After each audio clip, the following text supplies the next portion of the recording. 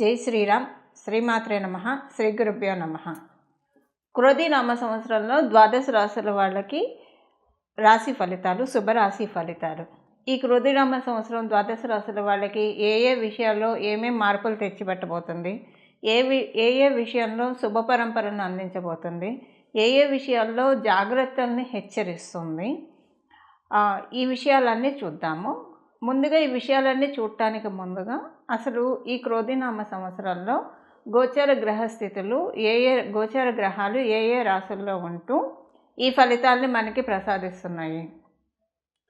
ప్రథమంగా మేషరాశిలో గురు భగవానుడు సంచారం చేస్తూ ఉన్నాడు. మే 2 వరకు మేషరాశిలో ఉన్న గురు భగవానుడు ఆ తర్వాత నుంచి వృషభ రాశిలోకి ఆయన సంచారం చేస్తున్నాడు.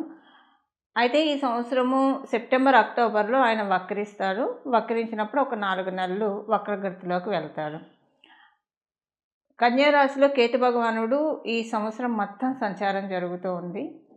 కుంభరాశిలో శనీశ్వరుడు సంచారము ఈ సంవత్సరం మొత్తం ఉంటుంది. రాహు భగవానుడి సంచారం మీనరాశిలో ఉంటుంది. అయితే శనీశ్వరుడు కుంభరాశిలో సంచారం చేస్తూ జూన్, జూలై మాసాల్లో వక్రగతిలోకి వెళ్తున్నారు 4 నెలల పాటు. అయితే ఏదేమైనా సరే ఈ వక్రగతులు మరియు ఏదన్నా స్పెషల్ గోచార గ్రహస్థితులు ఏదైనా ఉంటే మన ఛానల్లో అప్డేట్స్ వస్తూనే ఉంటాయి.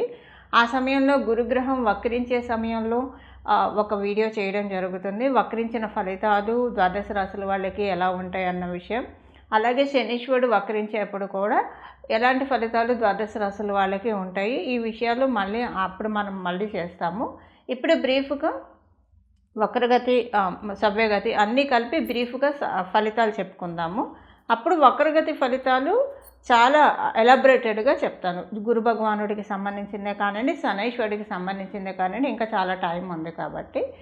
అసలు ఈ సంవత్సరం గురు భగవానుడు వృషభ రాశిలోకి వెళ్ళబోతున్నాడు. వృషభ రాశిలో మే 2 నుంచి వెళ్ళబోతున్నాడు. వృషభ రాశి కుటుంబ స్థానం. అందరికీ అంటే కాలపురుషుడు కుండలిలోంచి వృషభ రాశి ద్వితీయ స్థానం అవ్వడం వల్ల అక్కడ చంద్ర భగవానుడు ఉచ్చ రాశి కూడా అది. వృషభ రాశిలోకి గురు భగవానులతో అసలు ఎలాంటి ఫలితాలను ఇస్తున్నారు. మనము లాంగ్ మూవింగ్ ప్లానెట్స్ అంటాం. అంటే ఎక్కువ కాలము ఏ రాశిలో అయితే ఏ గ్రహం అయితే సంచారం చేస్తూ ఉందో వాటిల్నే మనము సంవత్సర ఫలితాల్లో పరిగణనలోకి తీసుకుంటాం. గురు భగవానుడు 1 year సంచారం చేస్తారు. రాహుకేతువులు 1.5 years సంచారం చేస్తారు. శనీశ్వరుడు 2.5 years సంచారం చేస్తారు. కాబట్టి మనం సంవత్సర ఫలితాల్లో ఈ 4 గ్రహాలని మేజర్గా ముఖ్య భూమికగా తీసుకుంటాం. ఇక మిగతా గ్రహాలు మనకి మాస ఫలితాల్లో తెలుసుకుంటాం. ఎందుకంటే సూర్యనారాయణమూర్తి నెలలో మారిపోతాడు, బుధుడు 25 రోజుల్లో మారుతాడు, కుజుడు 45 రోజులు ఇలాగ మారిపోతూ ఉంటారు. కాబట్టి వాళ్ళని మనం మాస ఫలితాల్లో వాళ్ళ గురించి మనం తెలుసుకుంటాం. అవి ఏ ఫలితాలు ఇస్తాయి అన్నది కూడా మనం మాస ఫలితాల్లో తెలుసుకుంటాం. అయితే ఇప్పుడు ఈ గోచార గ్రహస్థితులు మనం తెలుసుకున్నాం కదా, దీన్ని బట్టి ద్వాదశ రాశుల వాళ్ళకి ఎలాంటి ఫలితాలు ఈ గోచార గ్రహస్థితులు ప్రసాదించబోతున్నాయి అన్న విషయాన్ని మనం పరిశీలిద్దాం. గోచర ఫలితాలు, ఈ సంవత్సరం యొక్క గోచర ఫలితాలు తెలుసుకోవడానికి ముందుగా ఆదాయం, వ్యయము, రాజపూజ, అవమానం ఒకసారి తెలుసుకున్నాం. ఈ సంవత్సరం ధనుసు రాశి వాళ్ళకి ఆదాయం 11, వ్యయం 5, రాజపూజ్యం 7, అవమానం 8. ధనుసు రాశిలో పుట్టిన వారికి క్రోధి నామ సంవత్సర ఫలితాలు. ధనుసు రాశిలో పుట్టిన వారికి మీ రాష్ట్రాధిపతి అయిన గురు భగవానుడు వృషభ రాశిలోకి మే 1st weekలో వెళ్ళబోతూ ఉన్నాను. అంటే మీకు ఇన్నాళ్ళు పంచమ రాశిలో సంచారం చేసిన గురు భగవానుడు పంచమ స్థానం నుంచి 6th స్థానంలోకి ప్రవేశించబోతూ ఉన్నాడు.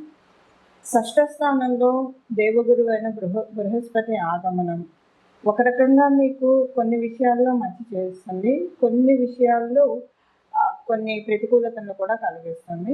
మనం ఓవరాల్గా మిగతా గ్రహాలు కూడా శనైశ్వరుడు, రాహుకేతువులు వీళ్ళందరూ ఏ ఫలితాలు ఇస్తారో ఇప్పుడు మనం తెలుసుకుందాం. ఈ సంవత్సరం మీరు ధర్మోదకాలు ఎక్కువగా ఇచ్చే అవకాశం ఉంటుంది. అంటే పితృతర్పణాలు ఇలాంటివి ఎక్కువగా చేసే అవకాశం ఉంటుంది.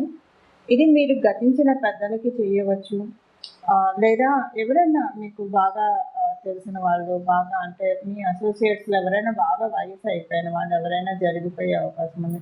సో దానికి మీరు అటెండ్ అవ్వాల్సిన అవసరం ఈ సంవత్సరంలో కలుగుతుంది.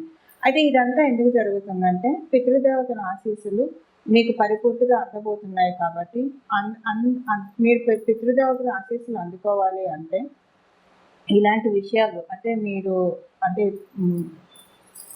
పితృతర్పణాలు ఇలాంటివి వదిలితే ఇప్పుడు మనం దేవతలకి పూజ చేస్తే దేవతల ఆశీస్సులు మనకు అందుతాయి. పితృదేవతల ఆశీస్సులు ఎలా అందుతాయి? వాళ్ళ పేరు మీద అన్న సంతర్పణ చేయడమో, దాన ధర్మాలు చేయడమో, వాళ్ళ పేరు మీద ఏదైనా యాత్రలు చేయడము, ఇలాంటివన్నీ చేస్తే పితృదేవతల ఆశీస్సులు అందుతాయి. అందువల్ల మీ చేత పితృకార్యాలు జరపబడతాయి. ఇది ఉంటుంది. కొంత ఎందుకో అటాచ్డ్ బట్ డిటాచ్డ్గా ఉండిపోతారు. అంటే ఒక మీ జీవితంలో అన్నీ బాగానే ఉంటాయి, ఎనర్జెటిక్గానే ఉంటారు. కానీ బాగా మీకు తెలియకుండానే ఒక తామరాకు మీద నీటి బట్టి చందాన అటాచ్డ్ బట్ డిటాచ్డ్గా అయ్యే అవకాశం కూడా ఈ సంవత్సరం ఉంది. శత్రువుల మీద దాడి అనవసరము, ఎవరి పాపారం వాళ్ళైపోతారు అనే ఒక చింతన కూడా ఎక్కువగా అలవాటు అవుతుంది. స్పిరిచువల్గా ఎక్కువ ఇంక్లైన్ అవుతారు. ఒకవేళ కనుక ఇక్కడ ఒక క్యాన్సిలేషన్ ఉందండి. మీ జన్మజాతకంలో ప్లానిటరీ పొజిషన్స్ ఇప్పుడు నేను చెప్పిన దానికి కనుక అనుకూలంగా లేకపోతే, అంటే ఇలాగైనా జరగచ్చు. అటాచ్డ్ బట్ డిటాచ్డ్గా ఉంటారు. ప్రతిదీ కూడా గివ్ అప్ నేచర్లో ఉంటారు. సో అంటే గివ్ అప్ నేచర్ అంటే మీ ప్రయత్నం మీరు చేస్తూనే ఉంటారు, ఫలితం పరమాత్ముడికి వదిలేస్తారు. భగవంతుడు మీకు ఇచ్చారు, మీ ప్రయత్నానికి తగ్గ ఫలితం అది మహాప్రసాదంగా స్వీకరిస్తారు. ఒకవేళ భగవంతుడు ఇవ్వకపోతే ఇది నాకు రావడం ఇప్పుడు దీనివల్ల నాకు చెరుపు జరుగుతుందేమో, ఇది నాకు రావడం మంచిది కాదు కాబట్టి నాకు భగవంతుడు ఇవ్వలేదు, ఇలాంటి ఆలోచన ధోరణి ఉంటుంది.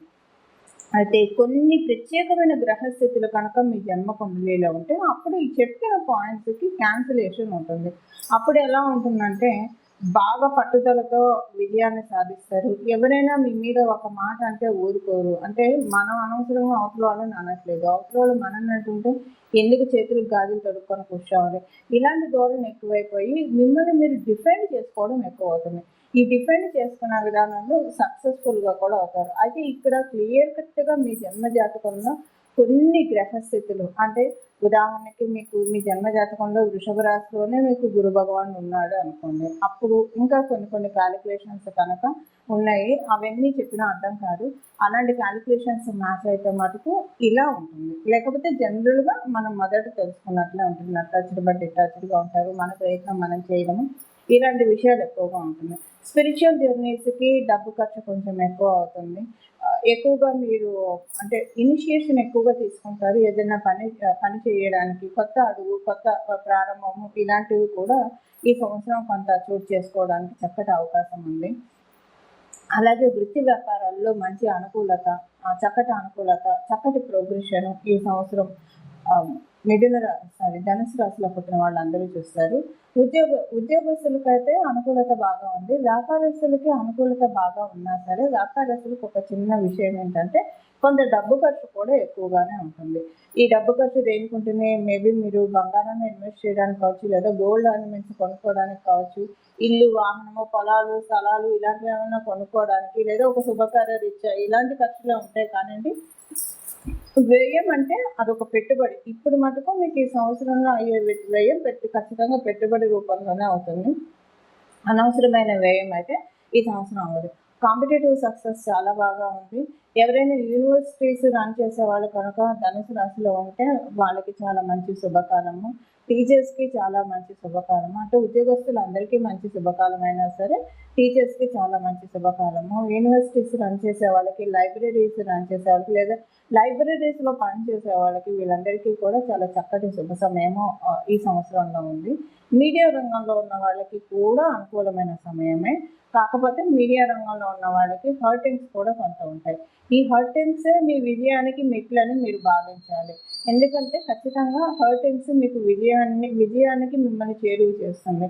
మీకు విజయాన్ని ఇప్పుడు ఇవ్వాలంటే మీకున్న కొన్ని దోషాలని మీకు తెలియక చేసినవి, పూర్వ జన్మ నుంచి వచ్చిన దోషాలు కొన్ని వెళ్తే కానీ మీకు పూర్తిగా సక్సెస్ రాదు. కాబట్టి ఆ సక్సెస్ అలాంటి సక్సెస్ మీకు రావాలంటే ఈ హర్టింగ్స్ రూపంలో మీకున్న దోషం వెళ్ళిపోయి సక్సెస్ అవడానికి అవకాశం ఉంటుంది.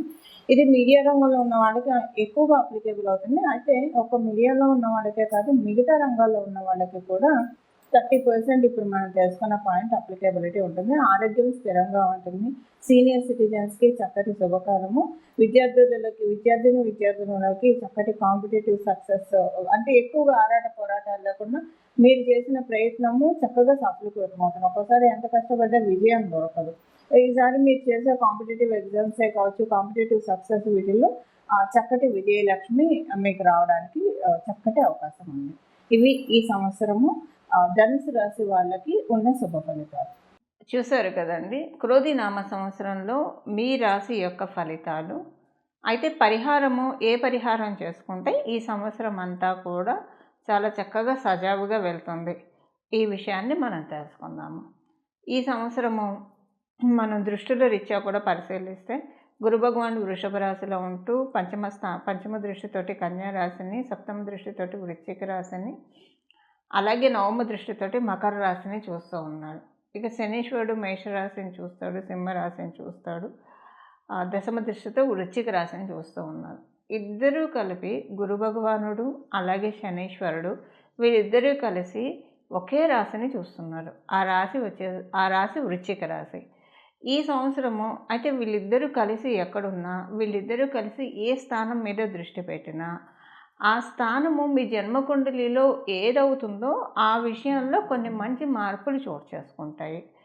ఉదాహరణకి మీది మేషరాశి అయిందనుకోండి, అంటే మనం ఏదవుతుందో దాని ఫలితాలు ఆల్రెడీ నేను చెప్పాను కదా. దానికి సంబంధించి ఒకవేళ చెడు ఫలితాలు ఉంటే తగ్గించుకోవడానికి, అంటే చెడు ఫలితాలు అయితే ఉండదు, ఇది బ్యాలెన్స్డ్గా అన్న ఉంటుంది, లేదంటే ఒక మంచి మార్పు అన్న తెచ్చిపెడుతుంది. సో ఈ మంచి మార్పు ఇంకా మీ జన్మజాతకం సపోర్టింగ్గా లేకపోతే కనుక ఈ మంచి మార్పుని సుస్థిరం చేసుకోవడానికి, మంచి మార్పు యాక్టివేట్ చేసుకోవడానికి చేయాల్సిన పరిహారం మనం ఒకసారి పరిశీలిద్దాం. వృశ్చిక రాశి శనీశ్వరుడు మరియు గురు భగవానుడు ఇద్దరు ఏకకాలంలో చూస్తూ ఉన్నారు కాబట్టి, అంటే మే నుంచి గురు భగవానుడు చూస్తాడు, మే వరకు గురు భగవానుడు మేష రాశిలో ఉంటాడు కాబట్టి ఆయన చూసే అవకాశం లేదు. ఎలాగో మనకి ఒక 2 నెలల్లోనే ఉగాది మొదలైన 2 నెలలు, 1.5 నెలలోనే మే వచ్చేస్తుంది కాబట్టి, అయితే ఇప్పుడు మనం చేయాల్సిన పరిహారము ఈ సంవత్సరం అంతా కూడా కార్తికేయుని ఆరాధన లేదా లక్ష్మీ నరసింహస్వామి వారి ఆరాధన, హనుమంతుని ఆరాధన, వీళ్ళ ముగ్గురులో ఎవరో ఒక్కళ్ళని పాదాలను శరణు వేడినా పర్వాలేదు, లేదా ముగ్గురిని అర్చించినా ఇంకా చాలా మంచి శుభ ఫలితాలు వస్తాయి. ఇక్కడ మనం ఒక చిన్న న్యూమరాలజికల్ ఆస్పెక్ట్ కూడా చూడాలి. 2024 అంటే అవి మొత్తం మనం కనుక లెక్క వేస్తే నెంబర్ 8 వస్తుంది. ఈ 8 సంఖ్యకి అధిపతి శనైశ్వరుడు ఈ సంవత్సరము న్యూమరాలజికల్గా రూల్ చేస్తూ ఉన్నారు. సో ఇక్కడ మనకి వృశ్చిక రాశికి అధిపతి మంగళుడు, అంగారకుడు అని చెప్తాం. సో వీళ్ళిద్దరికీ ఎప్పుడూ కూడా పూర్తిగా అనుకూలంగా ఉండదు. అందువల్ల వీళ్ళు ఇప్పుడు అంటే వచ్చే యోగాన్ని మనం వడిసి పట్టుకోవడానికి ఇప్పుడు మనం తెలుసుకున్న ఈ దేవీ దేవతల ఆరాధన, అంటే కార్తికేయుని ఆరాధన కావచ్చు, లేదా హనుమంతుడి ఆరాధన, లక్ష్మీ నరసింహస్వామి వారి ఆరాధన, ఈ ముగ్గురులో ఎవరు ఆరాధన చేసినా పర్వాలేదు, ముగ్గురిని కలిపి ఏకకాలంలో ఆరాధన చేసినా పర్వాలేదు, చాలా చక్కటి శుభ ఫలితాలు అందుకోవడానికి నిస్సందేహంగా అవకాశాలు ఉంటాయి. అలా ఈ దేవీ దేవతల్ని స్మరిస్తూ జపిస్తూ శుభ ఫలితాలు మీరందరూ అందుకోవాలని చెప్పి ఆశిస్తూ, భగవంతుడి కృపకు మీరందరూ పాత్రులు అవ్వాలని చెప్పి నేను కూడా మనస్ఫూర్తిగా నా ఆరాధ్య దైవమైన రాజరాజేశ్వరి అమ్మవారు, రాజశ్యామల అమ్మవారు, లక్ష్మీ అమ్మవారికి మనస్ఫూర్తిగా శరణు వేడుకుంటూ మంగళం. నమో భగవతే వాసుదేవాయ.